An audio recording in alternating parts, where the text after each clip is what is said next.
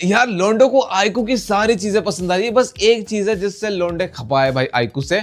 वो चीज क्या है इस वीडियो में हम डिस्कस करेंगे। आइकू उन ब्रांड में से है जो कि आते भाई मार्केट में तहलका मचा देते हैं। इवन आइकू इंडिया में आया भी नहीं था तब भी आइकू की इंडिया में चर्चा होती थी। आइकू एक से बढ़कर एक चाइना के अंदर स्मार्टफोन लॉन्च कर रहा था। वो देखकर हम इंडियंस बोल रहे थे कि भाई वीवो वालों तुम चाइना में जो स्मार्टफोन लॉन्च करते हो सारे स्मार्टफोन इंडिया में लेकर आओ ना आओ, लेकिन ये तुम्हारा जो सब ब्रांड है भाई इसको इंडिया में लेकर आओ। और जब आइकू इंडिया में आया तब से लेकर आज तक आइकू ने अपने स्मार्टफोन की हाइप इंडिया में बना कर रखी है, या बोल लो कि उससे ज्यादा बढ़ चुकी है। जहां पर बाकी ब्रांड्स 20,000 के नीचे परफॉर्मेंस सेंट्रिक फोन बनाने के ऊपर उतना ध्यान नहीं देते थे, वहां पर आइकू सामने आए और बोला कि भाई हम लेकर आएंगे परफॉर्मेंस सेंट्रिक फोन और तुम्हें 20,000 के नीचे मीडियाटेक का नहीं क्वालकॉम का प्रोसेसर चाहिए, लो भाई वो भी देंगे हम। 20,000 के नीचे आइकू Z5 को लॉन्च किया स्नैपड्रैगन 778G के साथ, जो कि क्वालकॉम का one of the stable processor माना जाता है। आइकू को देखकर बाकी सारे ब्रांड्स ने भी भाई ये चीज करना स्टार्ट किया, जैसे कि रियलमी ने अपने 9SE को लॉन्च किया सेम प्रोसेसर के साथ। अब बाकी ब्रांड्स करे या फिर ना करे, आइकू तो 20,000 हो या फिर 15,000 हो, इवन 12,000 के नीचे भी ऐसे फोन लेकर आने लगा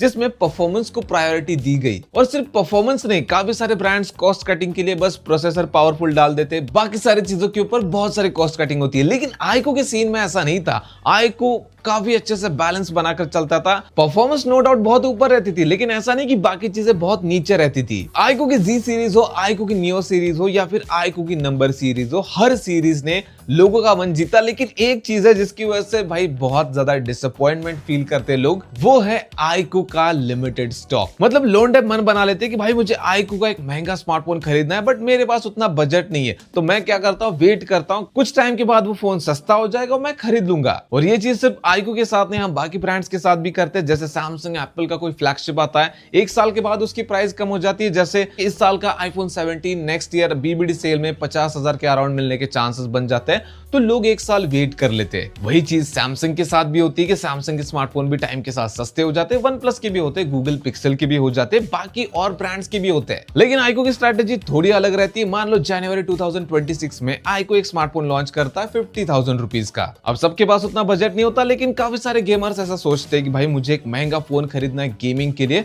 जिसके लिए मैं थोड़े थोड़े पैसे जोड़ रहा हूं, लेकिन मैं 50,000 रुपीज तक नहीं जा पाऊंगा। एक काम करता हूं, वेट कर लेता हूं, 6 महीने वेट करता हूं। वो वेट करता है और 6 महीने बाद उसकी प्राइस थोड़ी ड्रॉप होती है। उसको होप मिलती है कि भाई एक साल बाद और प्राइस ड्रॉप हो जाएगी, और जैसे ही एक साल गुजरता है प्राइस ड्रॉप नहीं होती, फोन ही चला जाता है। फोन सीधा आउट ऑफ स्टॉक, गया भाई, खत्म। इसका लेटेस्ट एग्जांपल आइकू 13 जो 55,000 रुपीज का लॉन्च हुआ था, सेल में भी उतनी ज्यादा प्राइस ड्रॉप नहीं हुई थी, लेकिन काफी सारे लोगों को होप थी कि आइकू 15 लॉन्च होने के बाद जैसे एप्पल की पुराने सीरीज की प्राइस ड्रॉप हो जाती है, सैमसंग की ओल्ड सीरीज की प्राइस ड्रॉप हो जाती है, उसी तरह से इसकी भी प्राइस ड्रॉप हो सकती है। लोगों ने ये चीज Z सीरीज के साथ भी महसूस की है, उसके बाद नियो सीरीज के साथ भी देखी है, और अभी आइकू के नंबर सीरीज के साथ तो देख ही रहे। मुझे तुम कमेंट बताओ कि तुम में से कितने सारे लोग ये सोचकर चल रहे थे कि आइकू 15 आने के बाद आइकू 13 और सस्ता हो जाएगा और मैं उसको खरीद लूंगा। अब ऐसा नहीं कि आइकू 13 पूरी तरह से आउट ऑफ स्टॉक हो चुका है। उनकी ऑफिशियल साइट पे तुम्हें इसका टॉप वेरिएंट मिल जाएगा, लेकिन जो बेस वेरिएंट है वो उनके साइट पे भी नहीं मिल रहा, Amazon पे भी नहीं मिल रहा,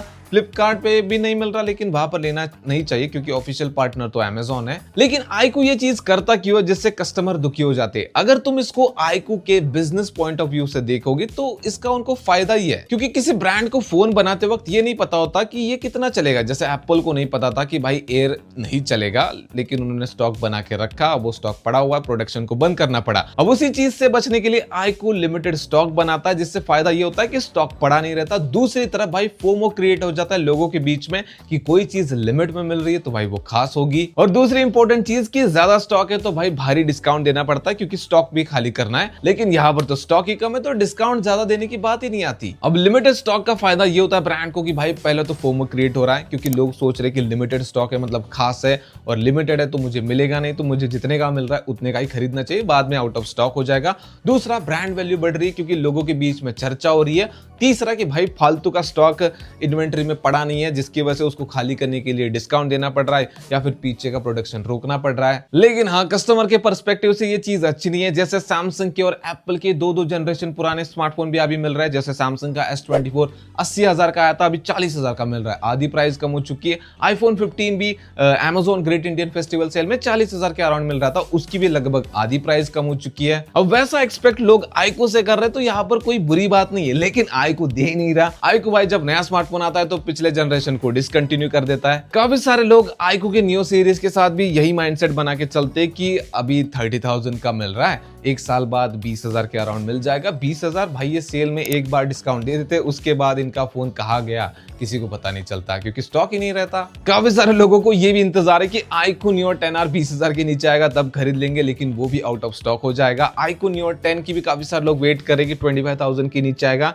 मुझे नहीं लगता कि उतना नीचे आने वाला है वो, मुझे लगता है कि वो भी बहुत जल्दी आउट ऑफ स्टॉक हो जाएगा, क्योंकि अभी न्यू 11 की बात चल रही है। हाँ, पोको वाले इस चीज में थोड़े बेहतर है कि उनका पोको F6 अभी भी मिल रहा था, पोको X7 Pro अभी भी मिल रहा है, वो भी काफी सस्ता मिल रहा है। जबकि पोको X8 Pro की बात चल रही है, पोको F8 मार्केट में आ चुका है, मतलब इंडिया में नहीं आया लेकिन ऑफिशियली कहीं तो लॉन्च हो चुका है ना। लेकिन पता है मुझे पर्सनली क्या लगता है कि आईकू वालों को अपना स्टॉक बढ़ाना चाहिए, क्योंकि ऐसा तो है नहीं कि भाई आईकू के स्मार्टफोन कोई नहीं खरीदता या फिर आईकू उतना ज्यादा पॉपुलर नहीं है। मैंने देखा है कि जो लोग ऑफलाइन में भी स्मार्टफोन खरीदते हैं ना, वो भी आजकल आईकू के बारे में जानते हैं और आईकू के स्मार्टफोन खरीदना चाहते हैं। तो अगर वो ज्यादा स्टॉक बनाएंगे भी तब भी ज्यादा लोग खरीदेंगे। हाँ, वो बात अलग है कि लोग फिर से डिस्काउंट के लिए वेट करेंगे और उनको इन्वेंट्री वैसी की वैसे रखनी पड़ेगी और उसके बाद डिस्काउंट के साथ उसको बेचनी पड़ेगी। इससे कस्टमर का फायदा जरूर होगा, बट एट दी एंड काफी सारे लोगों के हाथ में आईकू का स्मार्टफोन भी आ जाएगा। बट ब्रांड ऐसा नहीं चाहता, वो एप्पल जैसी स्ट्रैटेजी खेलना चाहता है कि कुछ लोगों के पास ही हो, लेकिन वो एक प्रीमियमनेस ना सही बट एक स्पेशल ब्रांड की तरह फील हो। और उससे भी महान लोग हैं जो वेट कर रहे हैं, जैसे सैमसंग और एप्पल की फ्लैगशिप सीरीज 2 साल के बाद आधे प्राइस पे मिलती है ना, वैसे ये भी मिलेगा 40,000 के नीचे। तो ऐसा कुछ नहीं होने वाला, जैसे आईकू 16 की खबर इधर निकली उधर वो आउट ऑफ स्टॉक हो जाएगा। मिलते हैं नेक्स्ट वाले वीडियो में।